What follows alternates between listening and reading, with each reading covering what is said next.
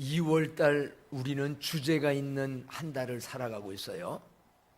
2월달 주제의 말씀이 있는데 카렌다에 어떤 말씀이 기록됐는지 애운 사람 아동부. 오, 저기 한번 외워봐요.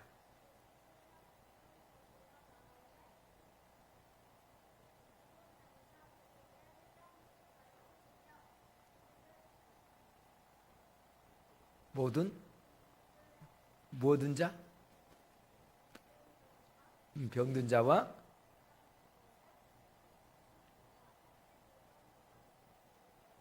아멘. 박수 나와요. 야, 이쁘게 오늘 손든 사람이 많은데 대표로 한 명만 하도록 한다면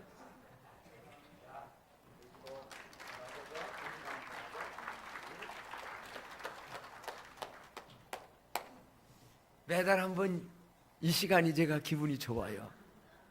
야, 그건 내 개인적으로 주는 거다니? 내가 이런 기쁨도 있어요. 애들한테 이런 뭐를 추억 속에 성경 기도 암송하고 상 받았지 하는 마음. 사실 여러분 1년 동안 거기 있는 모든 말씀들이 다른 데가 아니라 신비에 새겨지기를 바랍니다.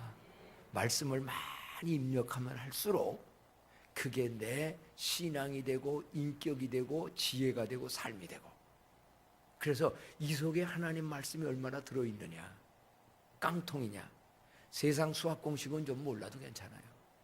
하나님의 말씀이 들어있는 사람, 특별히 이걸 위해서 부모들은 가정 예배 드리면서 어디다가 저 카렌다를 달면 좋냐면 식탁 위에다 달으세요.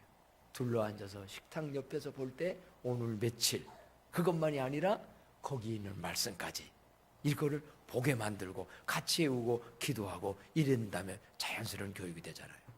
그런데 그 위에 큰 글씨가 있습니다. 주제가 있는데 저건 성경 말씀이고 뭐였죠? 여기 있는 대로 다 같이 시작. 그리스도의 품으로. 근데 앞에 작은 글씨가 있었죠? 뭐요? 도시와 마을을 그리스도의 품으로. 다시 한번 시작. 도시와 마을을 그리스도의 품으로. 이게 2월달 우리의 주제요 사명이기도 합니다. 왜 도시와 마을의 사람들을 그리스도의 품으로 인도해야 할까요?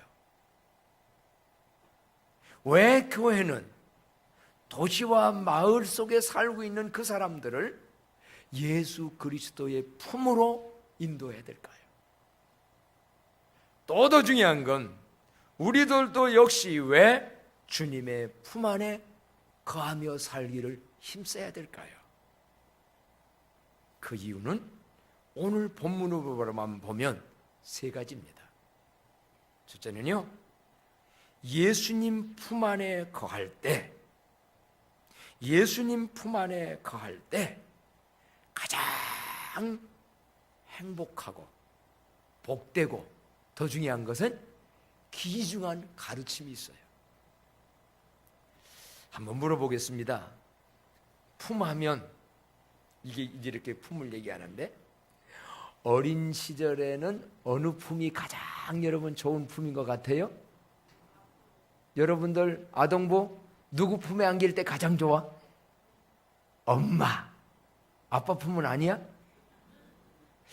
여기 아빠 품에 좀 안길 때 좋았던 사람. 오, 저게 계속 박수 한번 쳐줘. 야, 니들 꼭 엄마 품만이 다냐? 아빠 품에도 안기면 아빠들이 뭔가 깨달아야 될 것 같아. 어린 시절은 엄마 품에 아빠 품에 안길 때 아마 특별히 엄마겠지요.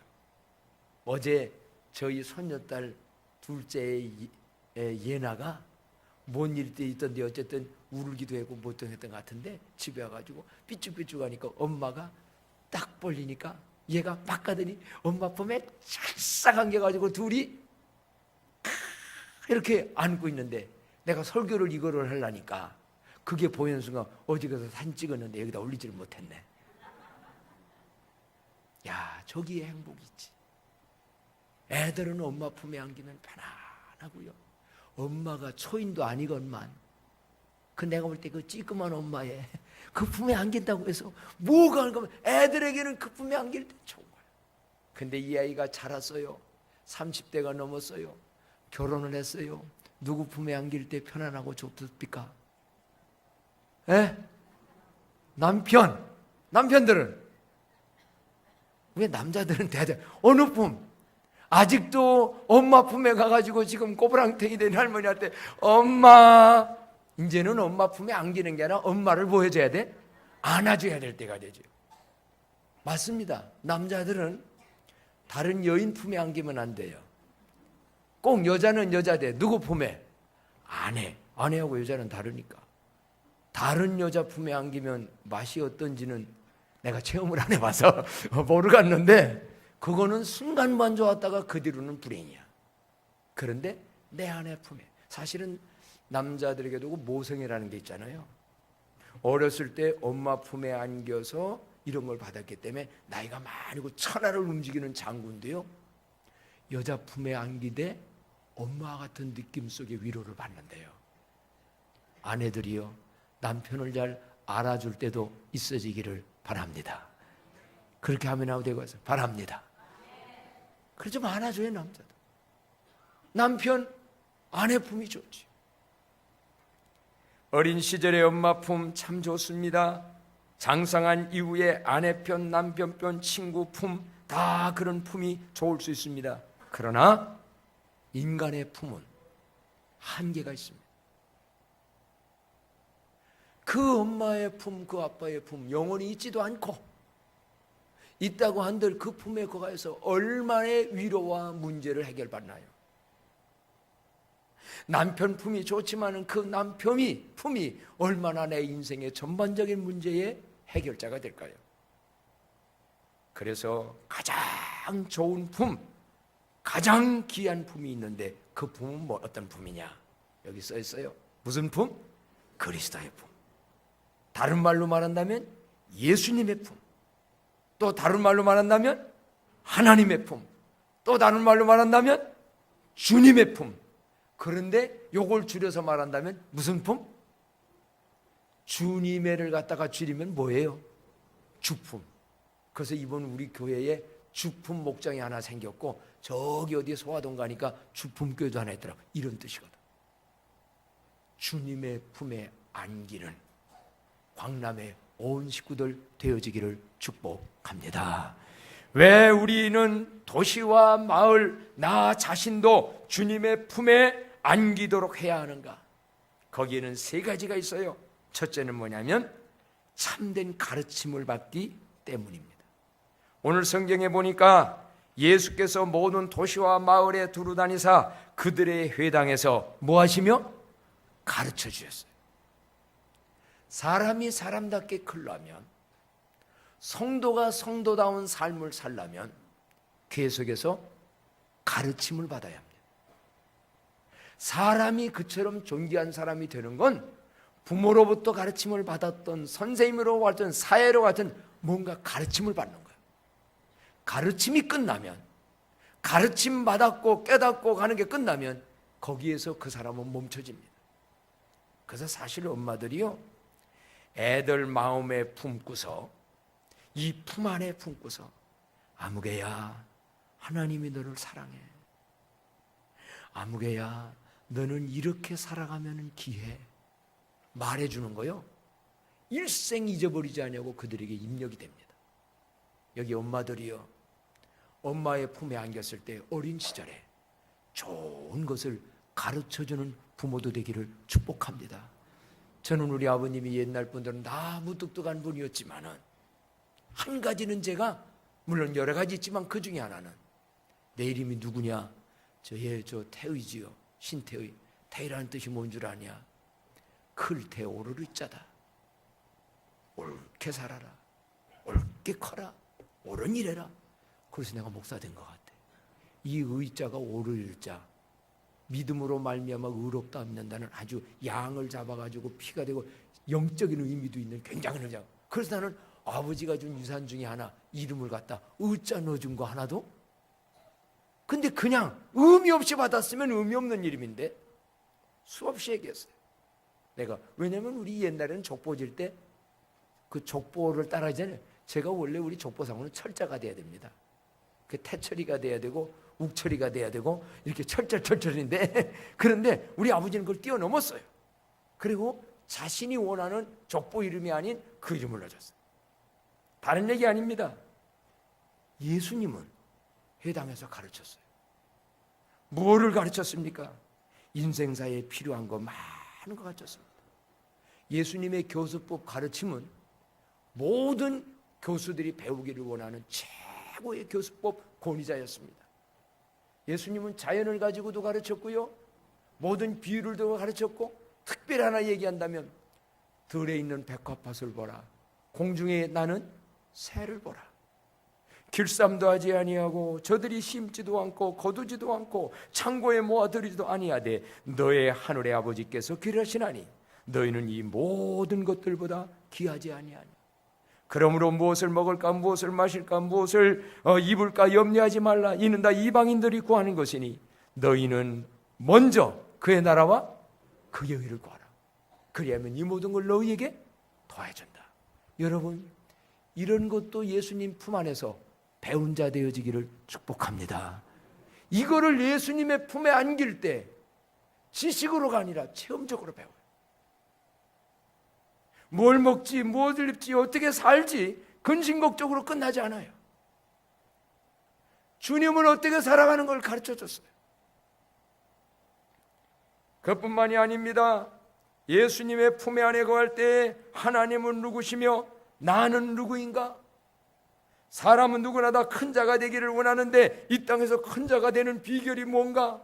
예수님이 속삭이듯 가르칩니다. 뭐라고 하냐면 마태복음 10장 43절에 보니까 크고자 하는 자는 너희를 뭐 하는 자가 되고? 성경들을 안 보신 거 봐. 크고자 하는 자는 너희를 섬기는 자가 되고. 한번 따라합시다. 크고자 하는 자는 섬기는 자가 되고. 한 번 더 묻겠습니다. 대접받기를 원하면 먼저 뭐 하라? 대접하라. 평범한 것 같은데 대접 많이 받기 원하냐? 대접하라고 해서 대접할 사람 없어요. 네가 먼저 대접하라. 네가 먼저 섬기라. 낮아지고 하는 자는 높아지게 될 것이고. 예수님은 이처럼 예수님 품에 갈 때에 인간이 이 세상에 살아가면서도 성공하고 행복하고 잘되고 사람답게 살아가는 걸 가르칠진데 왜 우리는 그리스도의 품으로 인도해야 되느냐? 예수님이 이러한 것을 오늘날은 성경과 성령으로 가르침을 해줄 줄인데 주님의 품 안에서 그런 가르침을 받는 모두가 되어지기를 축복합니다. 그래서 특별히 마태복음 11장 28절에 보면 수고하고 무거운 짐진 자들아 다 내게로 오라. 내가 너희를 뭐하게? 쉬게 하리라. 제가 이 말씀을 그래서요 매번 예배 전마다 수고하고 무거운 짐진 자들아 다 예수님으로 오는 예수님 품으로 오라는 얘기 아닙니까? 예수님의 품으로 오라. 여러분 오늘 또 이렇게 예배 드리면서 주님의 품에 안겨서 주님이 주시는 쉼을 체험하는 시간이 되기를 축복합니다. 예배당 왔는데 주님의 품에는 안 안긴 사람이 있어요. 똑같이 지금 예배당에 왔어요. 근데 누구는 정말 주님의 품에 안겨요. 그래서 예배당 제일 먼저 오면 어디부터 여러분 가기를 원하십니까? 카페테리아입니까? 여기입니까? 사실요, 제가 가끔 보기도 했기 때문에 이런 게 말씀드립니다. 카페테리아 예배 드리기 전에 시간 다 된 거기서 사람끼리만 얘기하다 보면요 예배 드리러 와서 온전한 예배 못 드려요. 여러분 누구의 품에 안기기를 원하요? 벌써 주님을 그리워하는 사람은요 다 와서 여기서 주님 앞에 나왔어요. 주님의 품에 안기고 모든 거 그때의 그 누리는 예배자의 준비가 얼마나 되는지. 그래서 우리 교회요 예배 마치고 난 다음에는 카페테리아를 많이 이용하세요. 주님께 받았으니 서로 나누세요. 그러나 첫 번 예배 드리러 와가지고 여기도 오자냐고 기도도 하냐고 거기에서 앉아서 그냥 사람끼리 만나지 재밌지만 그 사람끼리 이러는 것보다 알고 그러게 된다면 진짜 카페테리아고 폐쇄해야 됩니다. 옛날에 예배당 하나 뿌리기 때문에 딱 오면 기도부터 시작했는데 우리는 잘못하면 예배드려 주님의 품에 와서 여기 안기는 거는 관심이 없고 사람끼리 얘기하다가 그러니 언제 주님의 품에 안기는 체험이 이 속에 일어나는가? 오늘 여러분, 우리는 분명히 건물에만 온 게 아니에요. 주님의 품에 안겨서 가르침도, 성령으로 깨우치는 가르침도, 모든 것도 받는 은혜가 있어지기를 축복합니다. 예수 그리스도의 품에 왜 도시와 마을을 안기게 돼야 되는가? 두 번째를 보니까 예수님은 천국 복음을 전파했다고 그랬습니다. 천국 복음, 천국이라는 게 뭡니까? 심령 천국, 가정 천국, 영혼 천국. 한번 따라합시다. 영혼 천국, 심령 천국, 가정 천국. 예수님 품 안에서 누리기를 축복합니다. 예수님의 품으로 들어오는 사람, 죽어서 천국 가는 영생의 복음을 듣게 됩니다. 그러나 천국은 그것만이 아니지요. 내 마음이 예수님 품에 안김으로 이루어서 이루어지는 평안한 이 기쁨의 천국. 내가 그 심령 천국을 이루어서 아내에게도 남편에게도 자식에게도 누구에게도 부모에게도 편안하게 하는 가정 천국. 우리 광남교회 모든 가정들은 예수님의 천국 복음을 올바로 깨닫고 믿어서 세 가지 의미의 천국을 이 땅에서도 누리시기를 축복합니다. 주님의 품 안에 안길 때 그게 임해집니다. 주님의 품 안에 그들이 들어올 때 지옥 같은 세상 속에서도 마음의 편안함을 누리는, 이걸 누려요. 그래서 내가 먼저 천국이 돼야 남에게 천국을 주게 되고요. 내 마음이 지옥과 같이 막 이러고 살면 항상 짜증만 내고요, 불평만 하고요, 남들에게도 스트레스를 많이 줘요. 왜 우리는 도시와 마을을 예수 그리스도의 품 안으로 인도해야 되느냐? 이처럼 참된 인생의 가르침과 천국 복음이 있을진데, 한마디로 하나님의 주님의 품 안에 거할 때 모든 것을 용서받으며 모든 것을 덮음받으며 새롭게 살아가는 길이 그 품에서부터 생기는 줄로 믿습니다. 제 목양실에 가면 유명한 그림 한 장이 있습니다. 렘브란트가 그린 돌아온 탕자. 누가복음 15장의 내용을 배경으로 한 거 아시지요? 자, 여기 근데 밝게가 안 보이기는 하는데, 여기 보면 탕자 둘째 아들 얘기 아시지요? 아버지 뻔연히 살아있는데 내 목 달라고 다 미리 받아가지고 아버지를 떠났어요. 아버지의 품을 떠나면 떠날수록 인생은 초라해지고 나중에는 허랑방탕하다가 다 날려버려요. 거지가 돼요. 이제 먹고 살 것도 없어요. 어떻게 해야 되는가? 대개 사람들은 여기서 두 가지 선택을 합니다. 창피하고 부끄럽고 내가 어떻게 누구에게 돌아가랴? 그냥 자살하는 사람이 있어요. 그래도 다행히 이 사람은 아버지의 품으로, 하나님의 품으로, 아까 그림이 한 번 더 나은 것 같아요. 돌아와요. 근데 보십시오. 이게 여러 가지 의미가 좀 희미해서 그렇지, 세 사람의 눈은 크게 뜨고, 너 아버지 거 가지고 도망가더니 그 꼴 돼가지고 돌아왔느냐? 과거의 허물과 문제와 조롱과 비난과 여러 가지 의미로 눈을 뜨고 쳐다봅니다. 그런데 여기 아버지는 두 눈이 어떤 것 같아요? 눈이 떴어요? 감겼어요? 눈을 감았어요. 렘브란트라는 화가가 뭐를 의미하냐면, 하나님은 회개하고 자신의 품으로 돌아오는 사람 과거를 묻지 않는 줄로 믿습니다. 안 보겠다는 거예요.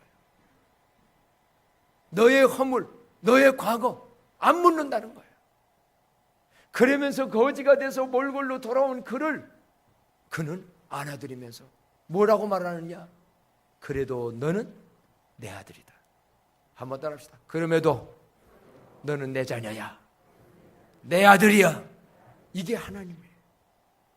자신의 품으로 돌아오기만 하면, 그래도 과거 네가 어땠든 간에 너 내 아들이야, 내 딸이야. 우리는 잘 알잖아요. 그래서 잔치를 베풀고 옷을 갖다 새 옷으로 갈아입히고 거기다가 가락지를 끼우는데 이건 언약입니다. 그래도 넌 내 아들이라. 도시와 마을의 수많은 사람들을 왜 그리스도에게로 품으로 인도해야 되는가? 그분들이 주님 앞에 돌아오고 그 품 안에 거하게 되면 이러한 구원의 은총이 그 품 안에 있는 줄로 믿습니다. 왜 우리는 예수 그리스도의 품으로 인도해야 되는가? 오늘 이제 이 말씀이 중요한데요. 자, 다 같이 한번 35절을 다시 한번 더 읽어보도록 합니다. 시작. 예수께서 모든 도시와 마을에 두루 다니사 그들의 회당에서 가르치시며 천국 복음을 전파하시며 모든 병과 모든 약한 것을 고치시니라. 예수님이 모든 병과 모든 약한 것, 예수님이 병 고친 건 우리는 다 잘 알아요.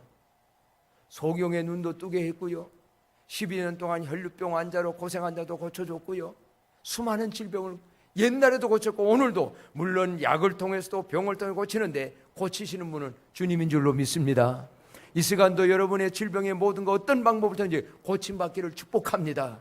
주님의 품에 안겨서 그가 십자가에 죽은 것은 우리의 질고를 지시고 우리의 질병을 지시고 대신 죽으셨다, 이거를 믿을 때 고침을 받고 안 죽는다는 얘기는 아닙니다. 우리가 고친다는 얘기죠. 고침받아도 갈 때는 되면 가는 겁니다. 안 죽는다는 얘기는 아니에요. 고침을 주세요. 근데 오늘 강조하고 싶은 것은요, 모든 약한 것을 고쳤다. 여기 약한 게 뭡니까? 여기서 왜 모든 병만 하고 모든 약한가? 사실은요, 이거는 정신과 마음을 의미합니다. 약한 마음, 병든 마음. 이 시대는 마음이 더 병이 많이 들었습니다. 병 중에 종교병도 있습니다. 성경에 나오는 그 당시의 바리새인들은 종교 생활을 하는데 신앙이 병들었습니다. 오늘날도 한국에 교인들 많은데 신앙이 병든 자들 많아요. 그러다 보니 마음에 병든 자도 많아요. 마음의 상처도 많아요. 그것 때문에 생기는 관계의 문제나 인생의 자신의 문제나 얼마나 힘든 게 많은지 몰라요. 대표적인 걸로 하나 얘기하지요. 제가 며칠 전 영화를 한번 봤습니다.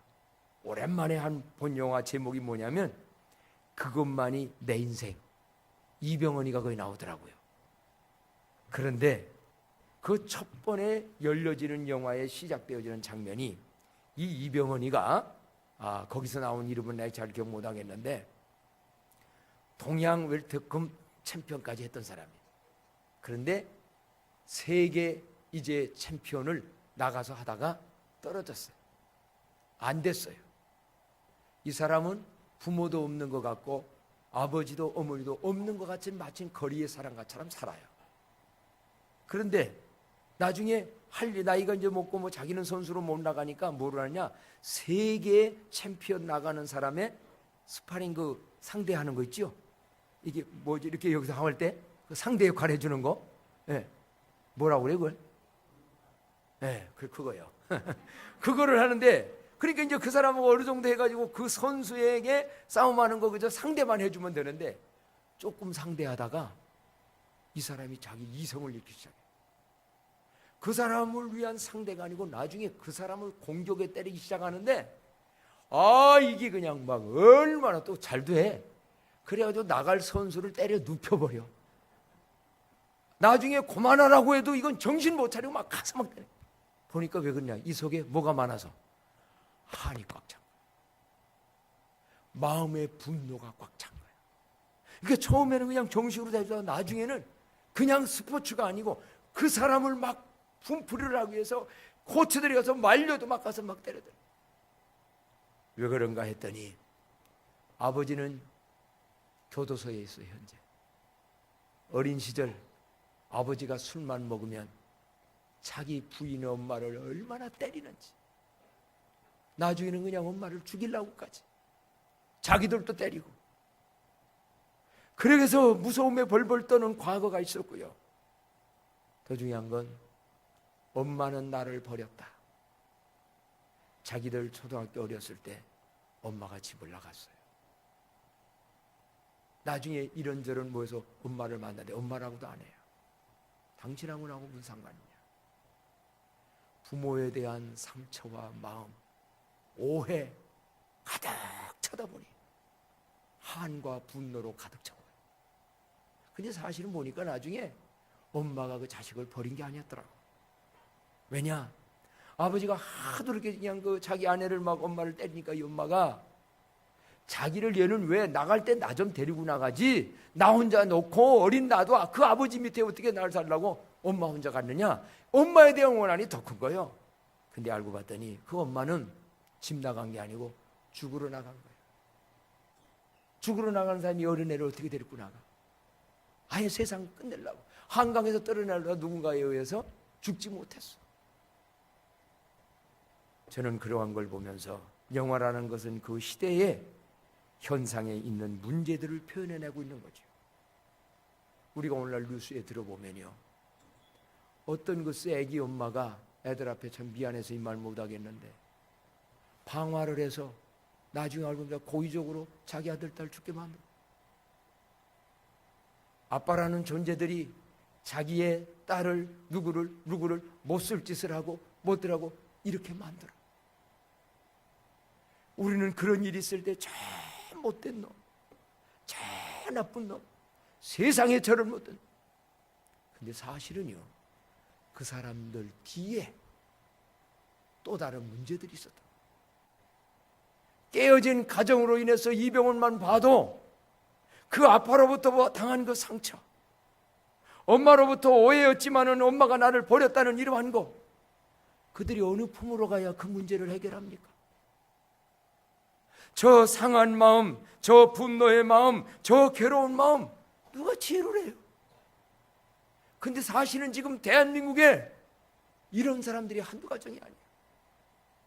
사람들이 올바로 또 가르침을 못 받다 보니까 오다가 잘못 만나가지고 지들끼리 그냥 무책임하게 결혼했다가 애를 낳아가지고 애를 갖다 버려버리고, 이런 문제. 한마디로 여러분, 왜 도시와 마을을 그리스도의 품으로 인도해야 되느냐? 어느 누구도 사람은 이 문제 해결 못해요. 그러나 예수 그리스도의 품 안에 들어가고 거할 때 어떤 상처도 어떤 아픔도 치유받고 위로받고 새롭게 고침받는 역사가 주님의 품 안에 있는 줄로 믿습니다. 저는 그걸 장담합니다. 어린 시절 우리 아버지가 약주 많이 잡숫고 가정에 그렇게 난폭한 건 없었지만 저는 주님 품을 못 만났으면 내 인생도 오늘 이런 인생은 안 됐을 거예요. 그런데 환경이 그렇고 속상하다고 어디가 술 먹고 그러니까 나도 방황하고, 이게 아니라 예수 그리스도를 만날 때 상한 마음도 모든 것도 내가 내 아버지 되어줄게, 내가 너를 붙들어줄게.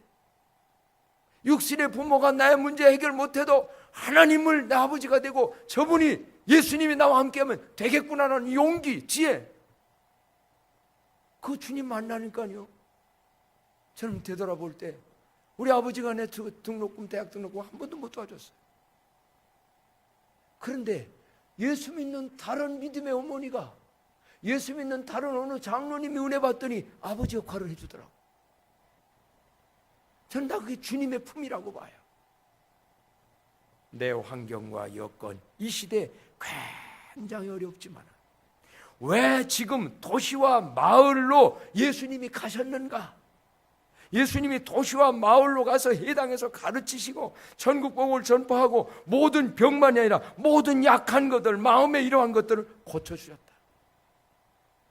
도시와 마을, 주님께로 품으로 인도하여 고침받게 하는 일에 쓰임받는 대한민국 교회와 광남교회 되기를 축복합니다. 이게 교회에 주어진 사명입니다. 도시와 마을을 그리스도예요. 왜냐? 오늘 여기 36절에 보면 왜 우리는, 한국교회는, 우리 그리스도인은 그렇게 해야 되는가? 36절 다 같이 한번 읽겠어요. 시작. 무리를 보시고 불쌍히 여기시니 이는 그들이 목자 없는 양과 같이 고생하며 기진함이라. 아멘. 우리는 이 세상 무리를 볼 때에 저놈들 저렇고 저 사람들 저렇고 나쁜 현상만 욕하고 판단하고 있어요. 그런데 주님은 그들을 보시고 어떻게 여겼다고 했습니까? 불쌍히 여겼다.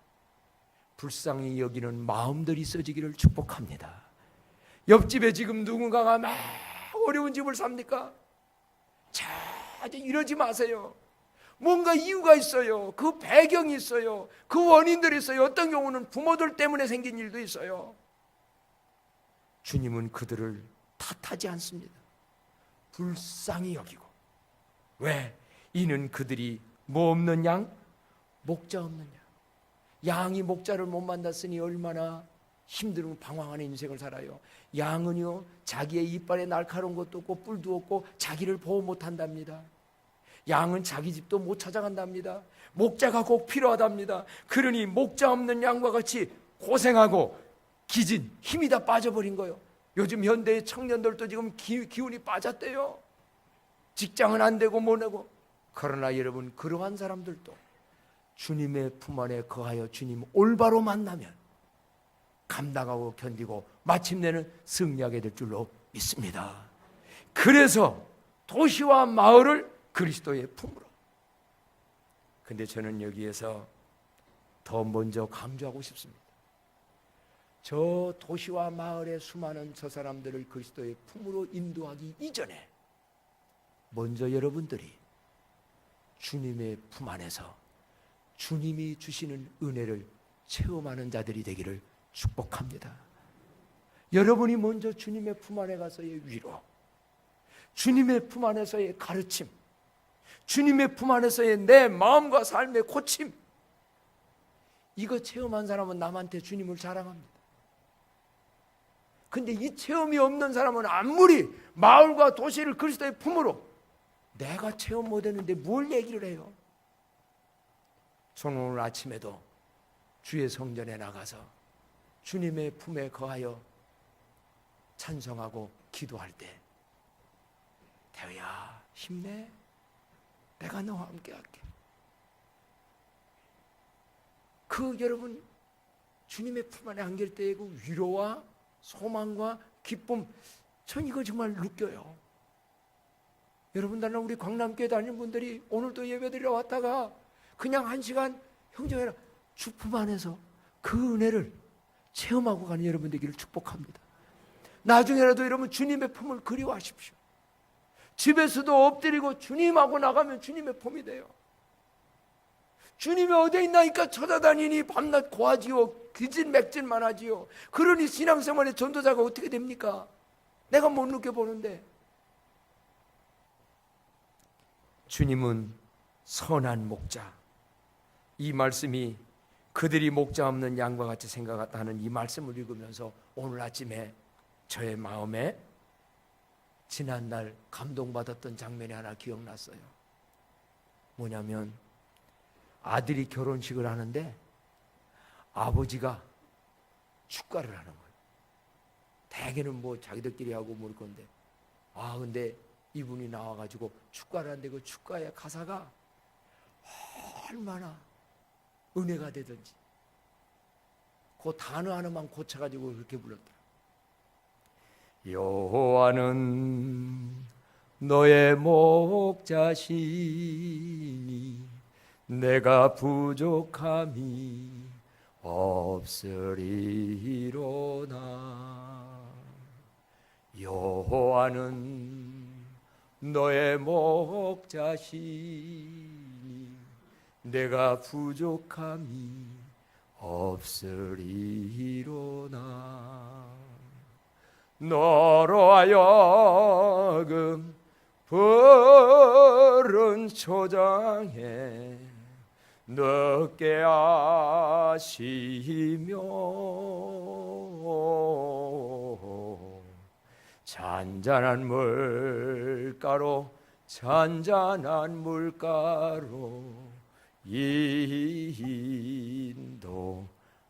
인도하시도나. 영상을 사진을 보여주세요. 잊어버렸네. 네. 진실로 나같이 부릅시다. 선함과 인자하심이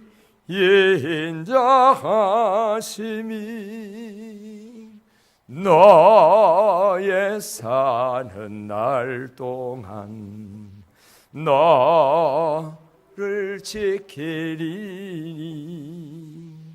내가 여호와 전에 영원토록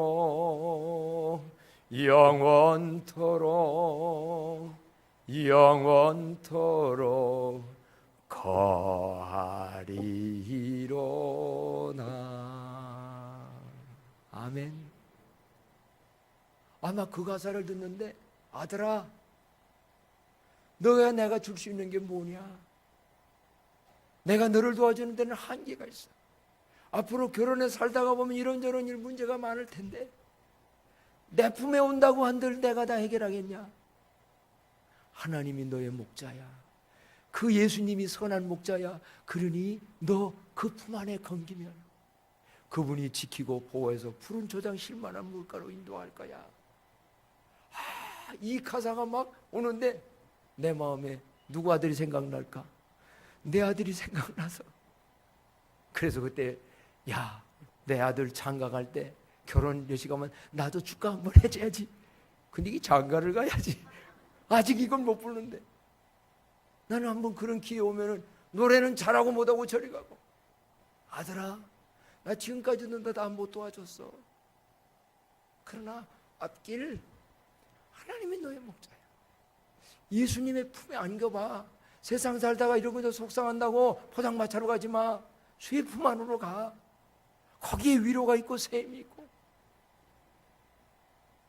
황남교회 성도 여러분, 예수님은 모든 걸 가르쳐주고 천국 복음을 전해주시고 정말 우리의 모든 약한 것을 치유하고 고쳐주는 분일진데, 여러분이 먼저 주님의 품 안에 수시로 거하여서 그 은혜 체험하고 도시와 마을의 많은 사람들을 주의 품으로 인도하는 사명 감당하는 저와 여러분 되어지기를 축복합니다. 이런 의미에서 오늘 이 찬양을 405장을 한번 부르겠습니다. 405장.